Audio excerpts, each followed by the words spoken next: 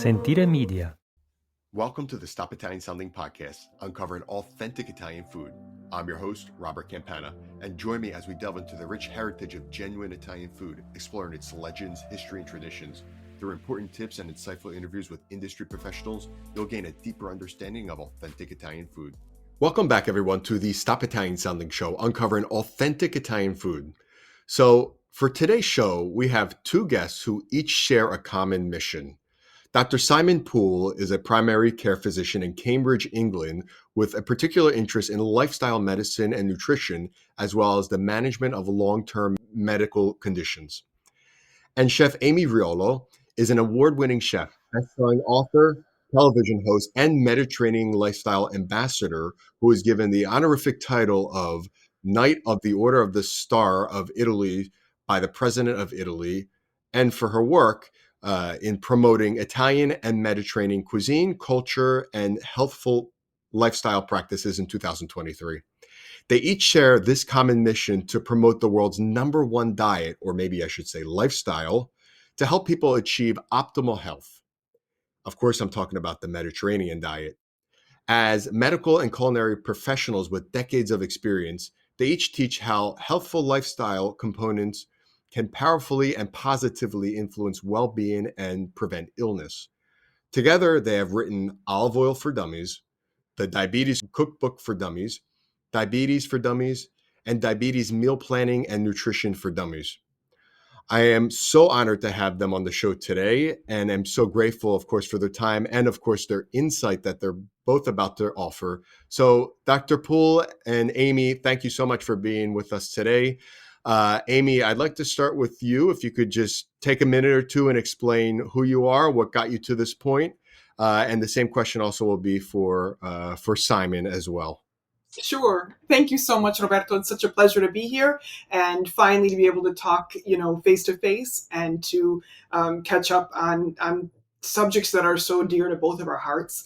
I was born and raised in upstate New York. I'm a fourth generation Italian American, and this has a lot to do with my career because when I was, as soon as I graduated college, I went back to Italy and met the relatives. We reconnected with our relatives in the south of Italy on my father's side.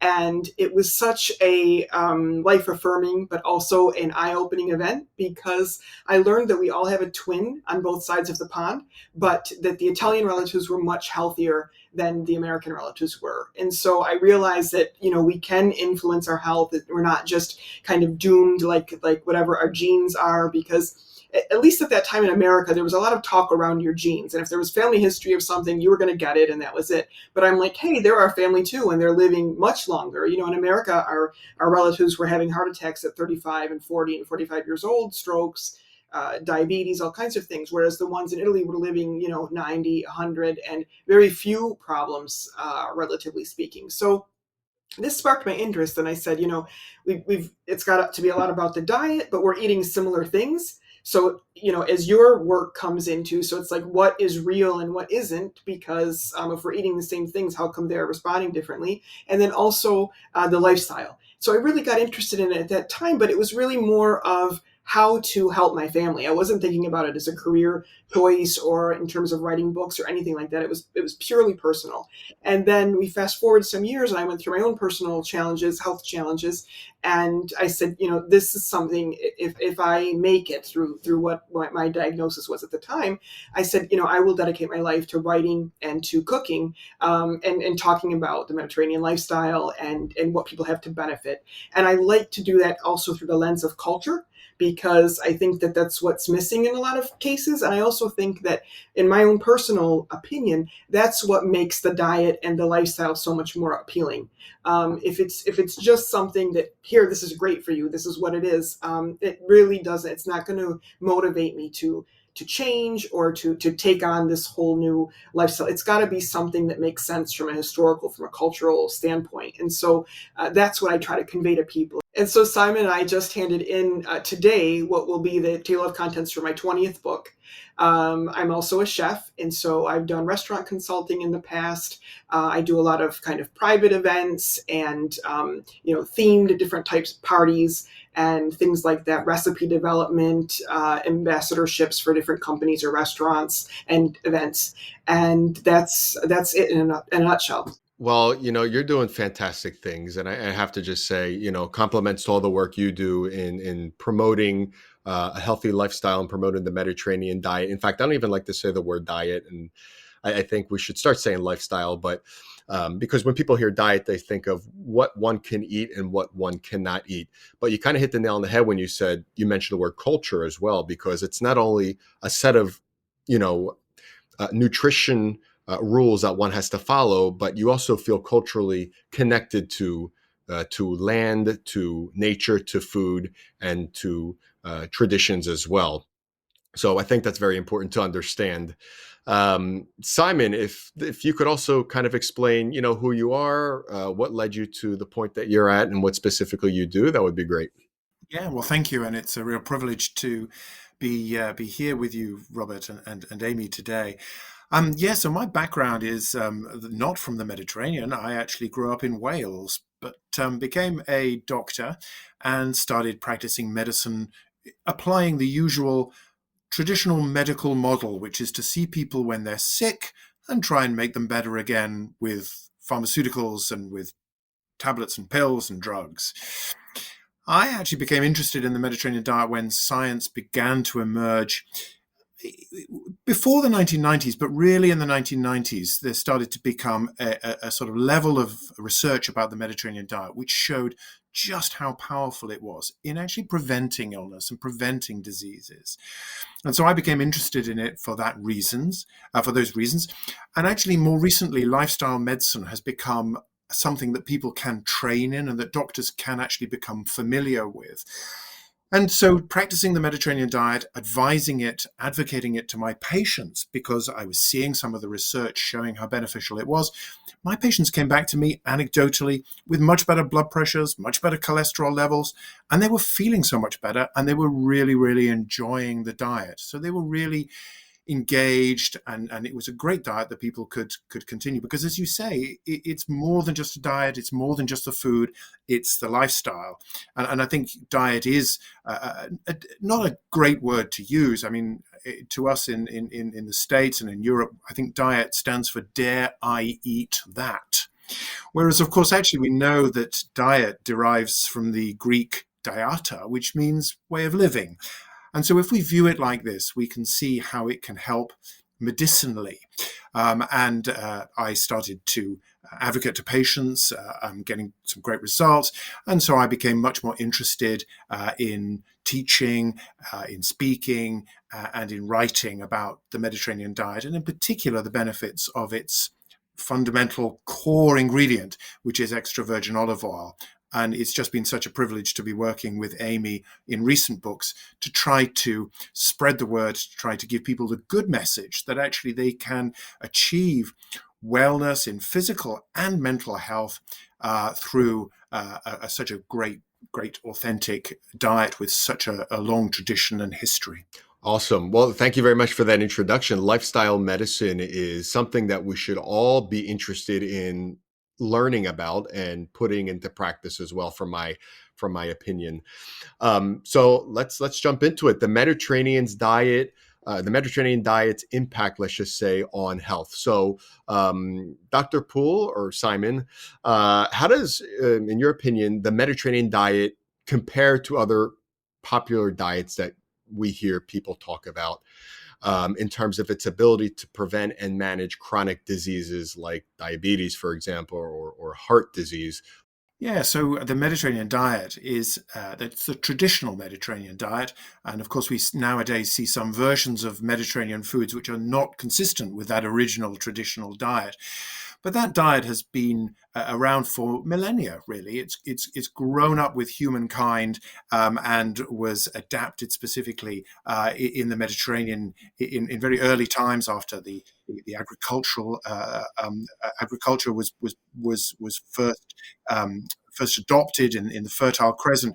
So it's got a long history, and so we know it's well established. So it's not just a fad way of living or a fad way of eating. And then evidence began to emerge really in the 1950s and 60s, but then accelerated very much in the 1990s and the early 2000s, about how this original traditional heritage diet of the Mediterranean can benefit health.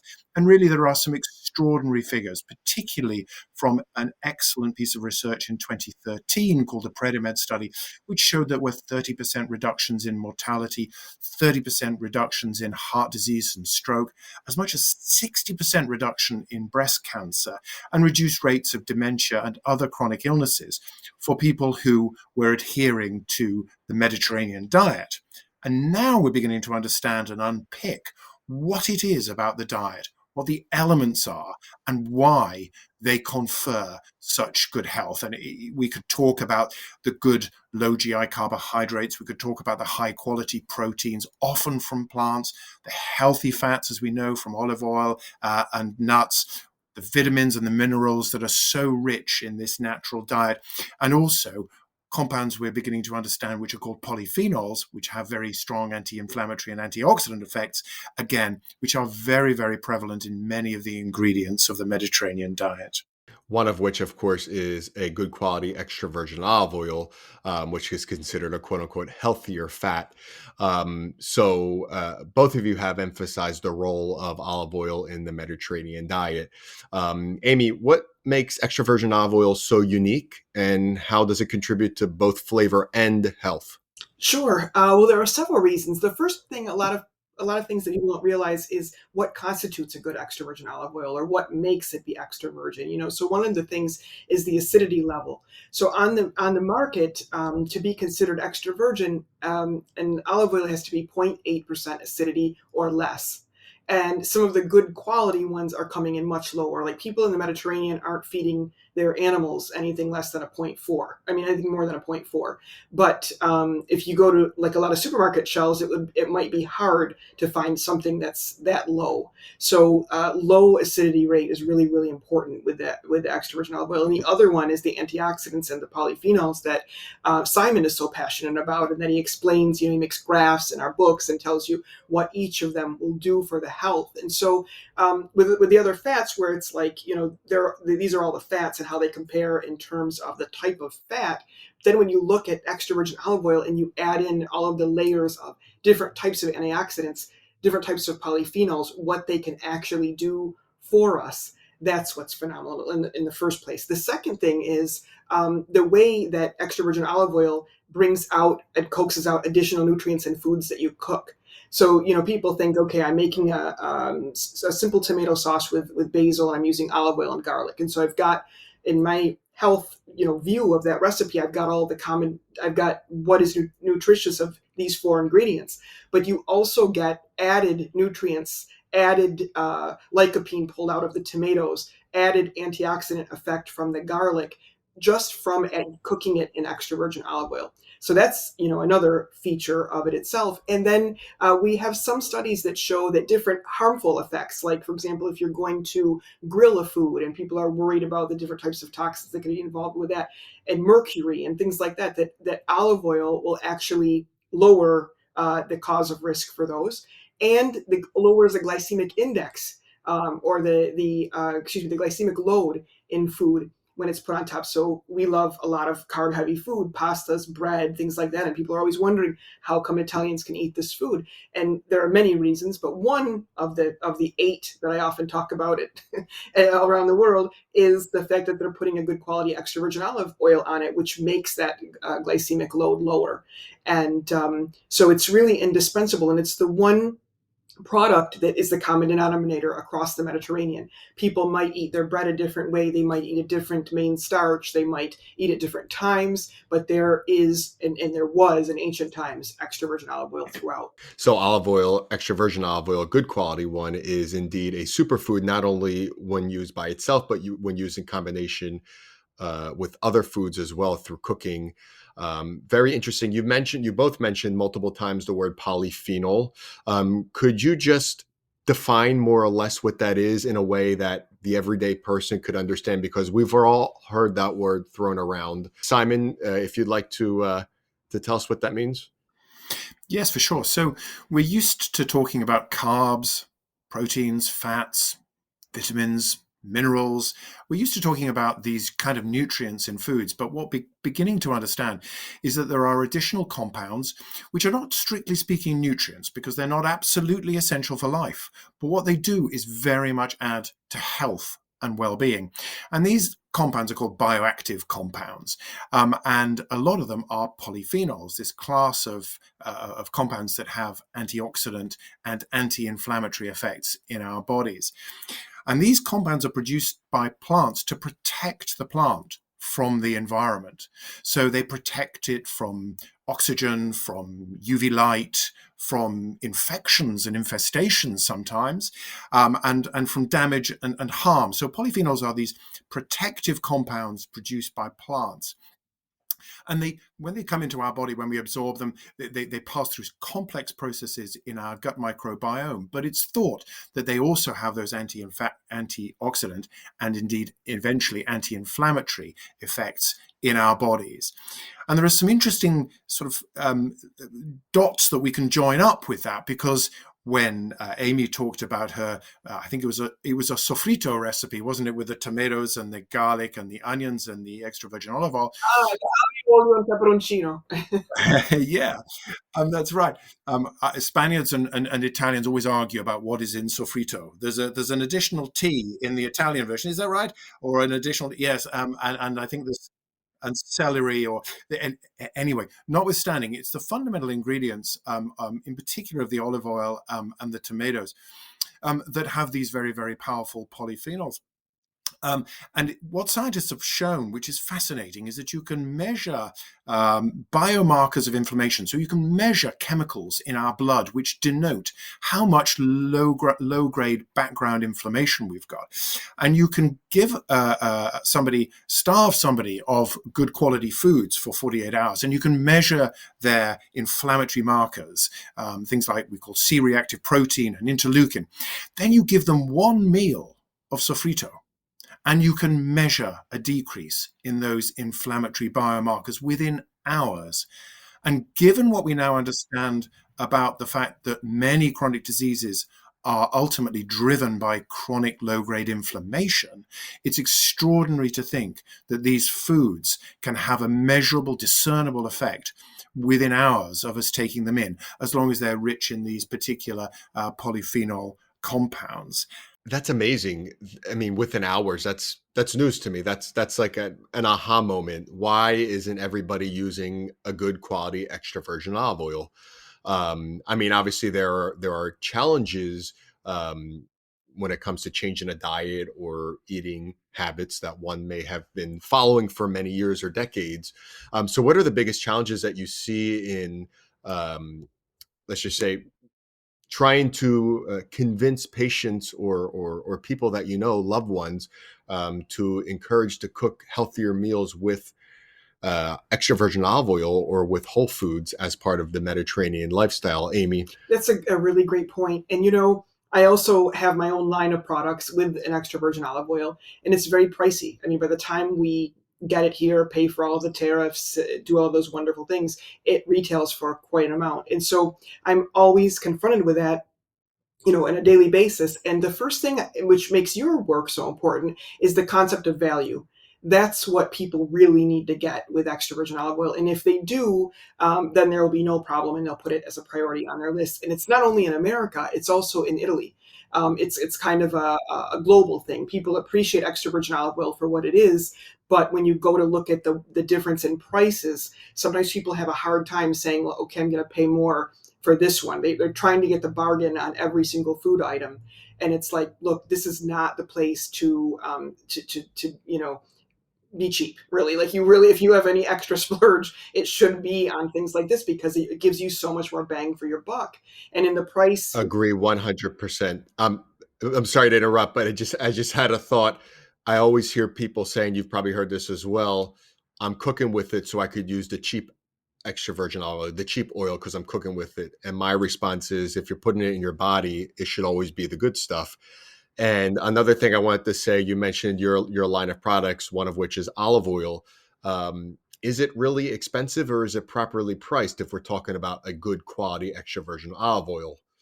That's my rebut. I mean, if you're buying a Ferrari, you're paying for a Ferrari, you're going to get everything that's good about that. But I'll let you finish your thought That's about the challenges in encouraging people.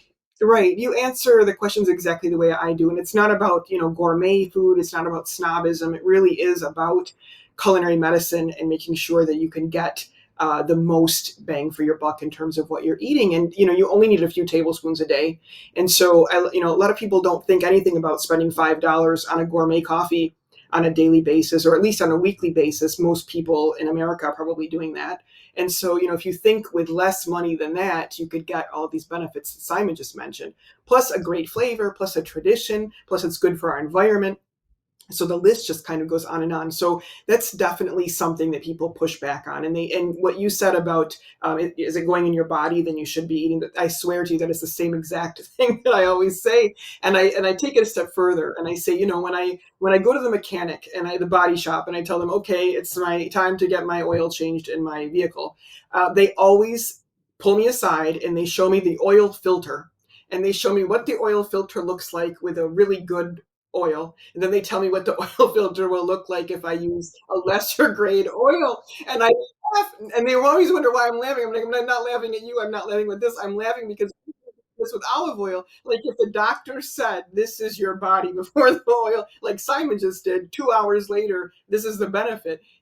I think people would really start to look at it in a different way, as along with all other types of food, and it's preventative. So that's one thing. And then getting people to cook with it. There are also cooking myths.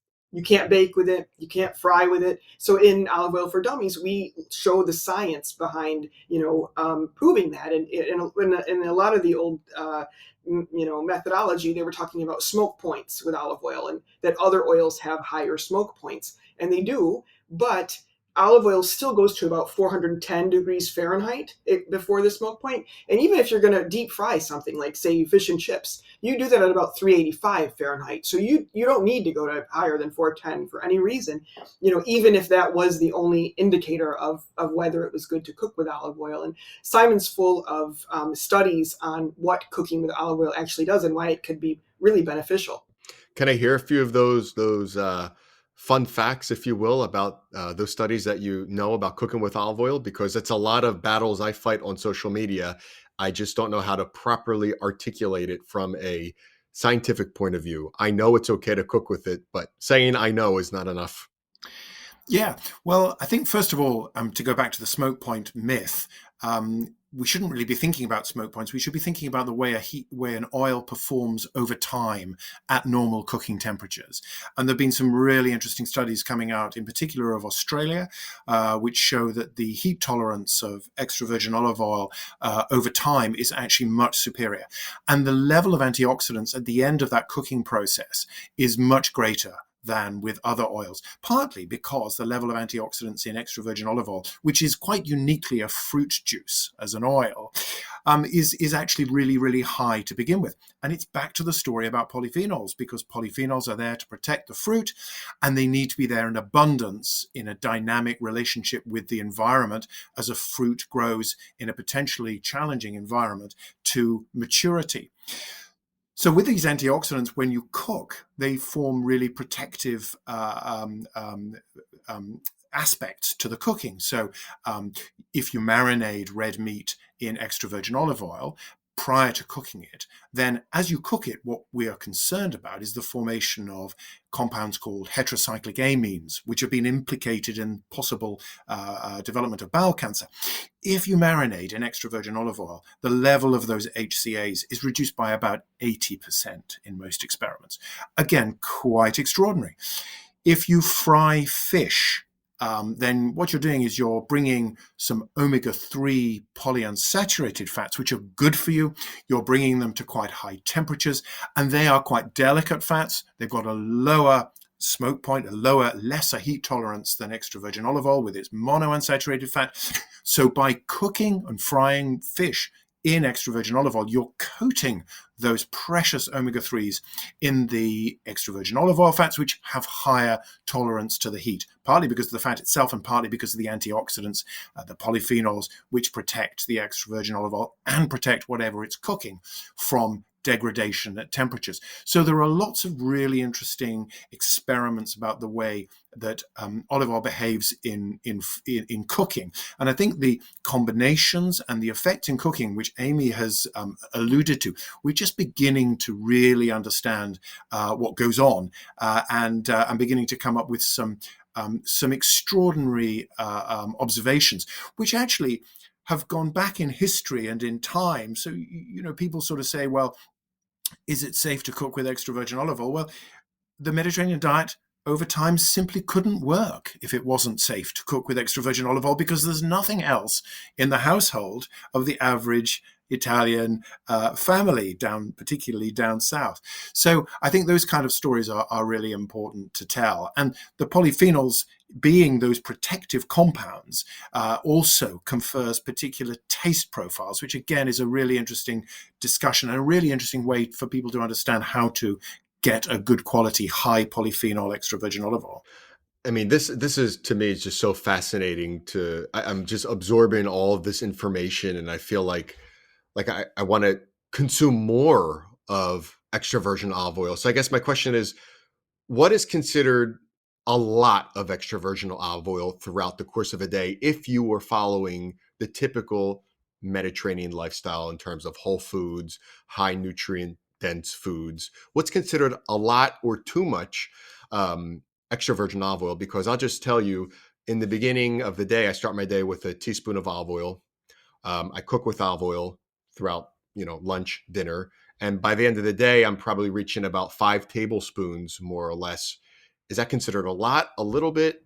I think that's a great number, and I'll let Simon speak about what's too much. But when we look back to the really traditional part of the diet, and what people are doing, it depends a lot also on what else you're eating in the day and where your fat sources are coming from. So they can say that between 40 to 80% of people's fat source in the ancient times was coming from extra virgin olive oil, so it was a good fat source. So if you're eating a lot of steaks in the day, and then that much. It would probably be too much fat, but I would say to reduce the steaks, not the olive oil, in that standpoint. So it should be a good part of it. Should be considered like a healthy fat, but a good part of the fats that you're eating. That seems to be the best amount. And it, just like every other oil, it has calories. So, it also depends on how much calories you can afford, but they're very good nutrient dense calories for what you're eating. And so if it was put with a menu that was mostly plant-based with a good quality lower fat proteins, and then the higher fat, on Sunday, something like that, I think that's really optimal. As long as you're getting a couple tablespoons a day, you're good, but you will have more benefits because you're getting more. Simon, did you want to add on to that? Yeah, so 2 to 3 tablespoons a day is what often is used by scientists to measure people's adherence to the Mediterranean diet. But it has to be said that in parts of the Mediterranean, people are consuming up to 5 tablespoons a day really, really easily. And the interesting thing about this is that, of course, it contains calories, but we have an oversimplistic view on calories because the body doesn't add up the calories that we eat, work out how much we've burnt out, and then put the rest on our tummies, on our abdomens. It doesn't work like that. Calories have different effects, and foods have different effects. So, for example, as Amy pointed out, extra virgin olive oil reduces the glycemic rise, the sugar rise from a carbohydrate. And we know that carbohydrates are a significant contributor to weight gain. Polyphenols in extra virgin olive oil also increase insulin sensitivity, which means that the way you handle sugars and carbohydrates in your diet is improved when you consume regular extra virgin olive oil. So it's not just about counting the calories. And in fact, in the traditional Mediterranean diet, counting calories is not really a feature. And we know that the Mediterranean diet, without a specific limitation on calories or indeed the amount of extra virgin olive oil, is not associated with being overweight. It's only since populations have gone to a more Western diet, a more processed diet, that people in the Mediterranean, sadly, have been beginning to gain more weight. And there is just one final this was a real light bulb moment for me, which is really, I think, an extraordinary piece of research. There was a study done in Uppsala about 2 or 3 years ago where they studied 79,000 participants over a prolonged period of time, and they looked at people who were consuming a Western diet and consuming a Mediterranean diet, and they looked at those who were underweight, overweight, normal weight, or obese, and they found that the people who had the lowest mortality rate were actually people who were in the overweight zone of the BMI, but on the Mediterranean diet. And if you consume a Mediterranean diet, your risks of illness or disease or death are much lower than if you're on a Western diet and you're of normal weight. So diet is actually much more important in terms of predicting whether or not you're going to get ill than whether or not you have a high BMI. Very interesting. And you read my mind about the next question, because you mentioned the role of processed foods, or the role of ultra processed foods. Unfortunately, in the West, they're everywhere, and it's very difficult to escape the ultra processed foods. So how do both of you address the challenge of encouraging people to return to whole, minimally processed foods, ingredients, especially when convenience, especially here in the United States, but also in Europe as well, is such a big factor? It really is, and it's very hard because all of the selling and the promotion of all of those processed products has so much marketing dollars behind it, so much airtime, so many billboards, so many social media campaigns that are very well thought out and paid for, that it's very hard to stand up against that and really making a lasting impression. But I think if more people do it enough, and if we can get parents of young children on board, that's a big key for the future. And I think they're the biggest risk. One of the things I look at is how the word meal and how it's used in fast food and in processed food compared to what an actual meal is from a nutrient standpoint. There are people who really think that a hamburger and fries and a Coke, or a chicken nugget and fries and a Coke, or any other soft drink product, I shouldn't be calling that out, is a meal. And yet it has nothing to do with nutrition. A cup of yogurt and a piece of fruit is a meal, but we don't think of that as a meal because we're considering how things are advertised. And so there are fast foods that are healthy and that are whole and that are good for us and that are part of everyone's heritage diet that we could be talking about. But we talked about this at the Italian Trade Agency in New York last week, at our event. And those are harder sells on social media and on different platforms. One, because of economics, but also because a bowl of plain yogurt and something else, or a salad with an egg or some nuts and a little bit of olive oil isn't so exciting to promote to people. There's no like wow factor. There's no any of this. So I think the more that we can romanticize really simple whole foods, kind of like doing what you're doing and calling out, showing the history behind making each product, what goes into it, the story. The more that we can do that, the more people will see, hey, I can have a little bit of this and a little bit of that, but I'm combining my micronutrients. I'm getting all these wonderful polyphenols in there. And it is a meal, even though there's no advertisement saying somewhere that this is an acceptable meal. So I think it starts with nutrition education. It starts with a real desire to be healthy, and then a desire to kind of take back that right that we have as humans, as of our own bodies and of the health of those that we care for, to say we're really going to make this a priority. And it's not that hard. It doesn't have to be a 4-hour sugo on a Sunday. It can be a 5-minute sauce or pesto or something like that, but that we know what's good and it's going under that food. And it might look a little different than what other people consider a meal, but if it's balanced and if it's whole, that's the real key to success. Absolutely. And I think you hit the nail on the head when you were talking about marketing and people of influence, talking about different things like fast food or processed food or ultra processed food. I think it's as I say simple, but it's never simple. It's as simple as getting the people of influence to say, this is cool, making it fun. Because ultimately in a Western society, people like quick, they like convenience, and they like things that are trendy.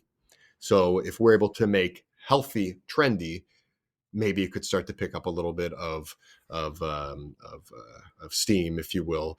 Simon, did you want to add anything to that in terms of processed foods or ultra processed foods? Yes, well, I think we're just beginning to really understand how damaging some of the ingredients that we just don't even read on the ingredient list. You know, you can pick up some bread from a supermarket, and it's got 50 ingredients in it, and then you can have a bread that's literally got 5 ingredients in it. You know, and those will include seeds and wheat and really very little processing at all. So it's really important that we identify what is ultra processed, and really it's for the convenience of the manufacturers often, so that things will have longer shelf life and actually not in any way beneficial. And we're now beginning to understand is potentially harmful to health. And I think Amy is actually the classic example of how we can educate people and help people to understand that convenience foods are actually less convenient and certainly less nutritious than some of the recipes that Amy shares in her book. They're quick, they're simple. Some are more complicated and in depth, of course, but many are so quick and straightforward that you could prepare them in a matter of the same time that it would take to prepare a convenience food in the evening. And so I think it's about educating that and about educating about taste as well. And I think one of the problems that has occurred over the last sort of 50 years is that we've lost, I think, our more sophisticated understanding and attraction to interesting flavors. So we're looking for those sugar and we're looking for that saturated fat hit. And it's about re-educating our taste buds to understand that some bitterness, some pungency, some pepperiness, some interest in the flavor is what creates interest in a meal and interest in foods and delicious flavors. And not only that, but these bitter and peppery compounds are often the polyphenols, these defensive compounds in plants designed precisely to be slightly bitter and challenging and pungent and peppery in order to actually put us off eating too much of them. It's a protective mechanism by the plant. But these polyphenols have these powerful antioxidant and anti-inflammatory things. So herbs and spices, for example, and a beautiful, slightly bitter and peppery extra virgin olive oil are examples of where we can taste these beneficial polyphenols. So interesting. And you kind of said we have to re-educate our taste buds. We have to go back to what food should taste like. And Amy, you even talked about, what is a meal? What's the purpose of a meal? What is food? And it is to nourish the body. In fact, whenever I watch TV and I see these commercials for fast food, go eat here, go eat there, I tell myself, this isn't food. Subconsciously, I literally say it out loud. This isn't food. So in subconsciously speaking, I know, what not to get. No, I was going to say it's hard. I'm not a meat lover. Meat is probably the least thing that I like just for personal reasons, but some of those commercials are so good that I want to just run out and buy a hamburger no matter what I'm doing. I haven't eaten a hamburger since I don't know when was the last time, but they really do instill that in you. I have to, admittedly, I do like a good cheeseburger every once in a while, but like once in the summer or twice, not exaggerating. Obviously, because part of the Mediterranean lifestyle also is, I don't like to say the word cheating, but indulging every once in a while when it comes to holidays or celebrations, but then going back to what nutrition should be throughout 90% of your food consumption throughout the year. So I guess what we should be talking about is making healthy cooking accessible. So Amy, for whoever's listening, for someone who is new to Mediterranean cooking, what are a few simple, budget-friendly ingredients or meals that one could start with in order to incorporate this way of eating into their daily life? Sure. Well, the first thing I would say, like Epicurus said, was before choosing something to eat and drink, to choose someone to eat and drink with. So that would be my very first baseline. Even if it doesn't you live alone, you work alone, there are always ways. You can join people via the computer nowadays. I have weekly lunch and dinner with my relatives in Italy. You can meet people for lunch, dinner, work together, sit at a communal table and talk to a stranger, like whatever you want to do. But that's really, the more that you can socialize at meal times and make communal meal times a priority, because at least in America, that we're really in danger of that. Very few people eat meals together with other humans, and there's a lot of physical and psychological benefits to doing that. So that would be the very first thing. Um, Making sure that everything else around the meal is in good working order, sleeping, napping, enjoying the beauty in life, taking things lightly. All of those wonderful Mediterranean attributes that we can bring to daily life are part of it. And as you mentioned earlier, you don't have to give anything up. We're allowed to have what we want on holidays, on Sunday or whatever the weekly day of rest is, and that's always been how it's been. A lot of American or Western researchers, when they went to the Mediterranean to do their research, they went during Lent. And people are like, so big deal, they went during Lent, they weren't eating fish on Fridays. And they forget that, no, in the 1950s, especially in Greece, people weren't eating anything dairy or meat or fish during Lent. They were completely vegans during Lent, which was 55 days of the year. And then they had other fasting days. So that made it even more. But then they came back here. They said everybody's got to be vegan to do the Mediterranean diet, and it's not true. You're mostly supposed to be basing your meals on what's good for you, but you can still have dessert. You can have the pastries on Sunday. You can have holiday things, and not ever have to feel like you're really giving something up. Because also for me personally, the minute you tell me I have to give something up, even if it's something I don't like, I'm going to want that food 100 times more. So I think it's very successful because you don't have to give anything up. I mean, just imagine a world without, like, I don't know, it's apple or cannoli or the. Yeah. So that's another I thing. can't imagine that world. I cannot imagine that world. I'm glad I don't have to give it up. And what a great answer that you gave. I said, budget friendly ingredients or meals or something that they could start with. And you gave, no, but you gave habits. And I'm glad you gave that answer because that is the base of the Mediterranean lifestyle, their specific habits, physical activity or tradition. And then the second part would be around diet. The very first thing I tell people is plan your meals around produce. And I do this with professional chefs and I do it with home cooks, kids, whoever you're talking to. Plan your meals around produce that's in season. So like right now, in America, we've got a lot of pumpkins and acorn squash and potatoes and things like that. And that's local and that's what's going on. And that's the first thing. I mean, for 2 weeks straight, I've been making pumpkin ravioli, pumpkin risotto, which got turned into soupli, pumpkin soup, pumpkin, everything you name it, because it's local. And how that's different into a mind change is American chefs and American home cooks think about planning a meal from the protein. So it's like we're having a turkey and then we're having a chicken and then we're having, but Italians do not, in Mediterranean. It's always based around the seasonal produce. So, when it's that season, then you say, okay, it's this, so I can make this with that. And then plan around that. So if you're having, a vellutata di zucca or a pumpkin soup or a pumpkin type pasta, then what would be the protein that you would need to go with that? What would be the healthy fat that you would need to go with that? And how many vegetables can you eat? Because we're really supposed to be getting 9 to 12 servings of vegetables a day. And if we get 9 to 12 servings of vegetables a day, it's 3 each meal and then a couple for snacks, we don't really have room for much else. So it's like that should be the base, and then everything else gets added on into that. I'm so glad you said that. Start with the produce and then add the protein after, if you will. Here in the United States, it's the total opposite. And it makes me think of not too long ago when I was out. I was at an event and the waitress came up and said, "Hey, these are the specials for tonight. You want this or this?" And I said, "I'll take whatever I ordered. I forget." And she said, "Yes, the chef will add a protein to that as well." I'm like, I don't like hearing so and so will add a protein if I don't know what it is. It's always they're speaking with I guess macronutrients would be the correct term. We're going to add a carb, we're going to add a protein, let's just say what it is.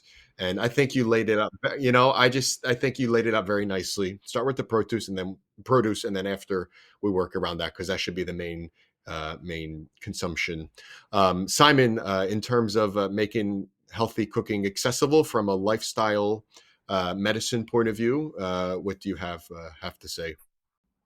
Well, it's about starting with ingredients, as we've discussed, and also just following on from what you were saying about macronutrients. I think we have got into a trap of talking too much about macronutrients. I think you're absolutely right. We should be talking about foods, because people have been avoiding high quality dairy products for decades because they're considered to be too high in saturated fat. But in fact, good quality fermented products like yogurt or a good well-made cheese, there is no evidence that that increases cardiovascular risk. So it's about the poor quality foods within those food groups. But a yogurt is much more than a protein or a carb or a fat. It's actually it's yogurt, and so I think we should be thinking along those lines. And I think also, you mentioned that it's important to view food as nutrition, and I think that's exactly right. And it is so much more than nutrition as well, isn't it? Because actually it creates the possibility of social connectivity. And I think, again, one of the traps that we fall into is that we might go out for a meal in company, but actually when we're at home, we perhaps eat meals, in a rush or in front of the television, watching a Netflix film or something like that. Whereas actually it should be an opportunity to talk, to share experiences from the day, and so on. And better than me, with Italian being a language that you're familiar with, we think about company, and company is about connection and connectivity. And there's some real evidence that connections really improve well-being and health. And of course, company derives from con pane, with bread, because actually company is about eating together, was about eating together. And I think we should make sure that we have that in our minds as well, that actually that social connection around food and around even preparing food together. An Italian in southern Italy once said to me, she said to me, Simon, what are the two most important ingredients in an Italian kitchen? And I was saying, well, oh gosh, extra virgin olive oil, tomatoes, garlic. And she said, no, the two most important ingredients in an Italian kitchen are love and gossip. And I don't think, yes. Yeah. And that created immediately a sense of celebration of food, of enjoyment, of preparation, as well as kind of the sharing it in company, which, as I say, there is now really robust scientific evidence to show that those connections really improve well-being. That's amazing. I mean, I feel like I, just by listening to both of you share your expertise and insights and knowledge about extra virgin olive oil and about healthy eating, I could hear you talk about this for con pane, over bread, over food. This would be great. This is amazing. So anyway, I don't want to keep you too long. I know your time is precious, but I truly thank both of you for your time, and for offering so much insightful information that I hope our listeners take with them. And when they're food shopping, they buy one of the healthiest things that one could buy, which is a good quality extra virgin olive oil. And before we wrap up the episode, what is one thing that someone could look or find on an extra virgin olive oil bottle that indicates that it's a good quality? Because there's so many scams out there, if you will. So Amy, what is that one thing, or two things at least, that somebody should look for to make sure that he or she is getting the good quality? Well, there are the quality seals that you know about, like the DOP and the IGP and things like that. And the North America Olive Oil Association now has their own seal. But as you know, sometimes, and especially if it's an Italian product, if it's like a single estate product, it may even exceed those standards, but not have a mark, just because it's a smaller company and they couldn't afford to do that, or they didn't want to spend the money to do that. So it doesn't mean that the ones that have aren't don't, but that's kind of a way that stands out easy for people at the supermarket. The other one, if it happens to give any access to the estate, like if it's a single estate where it was grown, how it's done, that you can then go on their website and see what are the phenol levels from this year's harvest, what are the acidity levels. And some might say, high phenolic olive oil, low acidity, things like that. Usually they don't have the acidity printed right on them, just because of the pricing of labels. but they might have like a collar, or you might be able to go on their site and get it. Those would be some very good ways. Okay. So I hope everybody's listening to this. And for me, what I always sort of advise, because both of us teach on various courses, and I teach olive oil producers, and what I say to olive oil producers, who I know, the good producers are so passionate, and they all have a story to tell, and I say to them, communicate that on the bottle. So what I would say to a consumer is look out for an extra virgin olive oil to be reaching out some intimacy towards you, telling a bit of the story about those proud producers. And I think if they're able to communicate that on the label, then that's always a good place to start. And the next stage, of course, is that essential stage of opening the bottle. And it should have a beautiful, complex aroma, fresh fruit, fresh cut grass. Then you should taste it and get fruitiness and that bitterness and pungency, that pepperiness that's always softened when you add it to food or whether you cook with it, but those really, really important flavors that impart not only the sophistication and the harmony of a good quality extra olive oil, but also those bioactive polyphenol antioxidants, which you're tasting in that bitterness and pungency. And you will only get that in a really good quality extra virgin olive oil that's going to do you good. Absolutely. And when it comes to good quality extra virgin olive oil, one of the first things I think of is cherry tomatoes. When I taste it, it's just, I perceive that freshness when it comes to the tasting of the extra virgin olive oil. Simon and Amy, again, thank you so much. I want everybody to follow both of your works. So Amy, how could people follow you? And Simon, how can people follow what you do? Sure. So my website is amyriolo.com. It's AMYRIOLO.com. Everybody has to go check out that website and learn an abundance from you. Simon? And my website is drsimonpoole.com, which is drsimonpoole.com. Awesome. I guess we kept the website simple for today. Thank you very much for your time and for sharing all of your information. Thank you. Thank you for joining me on this journey through the stories of authentic Italian cuisine. If you enjoyed today's episode, don't forget to subscribe to this podcast for more insights and interviews. Also, feel free to reach out with your thoughts or questions on our social media channels at Stop Italian Sounding or on our website, stopitasounding.com. Grazie a tutti e alla prossima.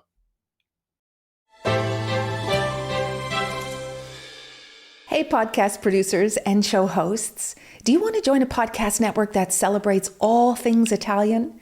At Sentire Media, we understand the allure of Italy and its unique culture. Our devoted team of hosts and producers are all driven by their shared passion for Italy. And we work tirelessly to create the best lifestyle podcasts and content that will whisk you away to the very heart of Italy. With us, you can savor the mouth-watering flavors, get lost in the stories from the past, break down the cultural barriers, and truly immerse yourself in the vibrant traditions of this intoxicating country. If you have a great podcast idea or are already in production and would like to join Sentire Media, head over to sentiremedia.com, that's SENTIRE media.com, and find out how to submit your show.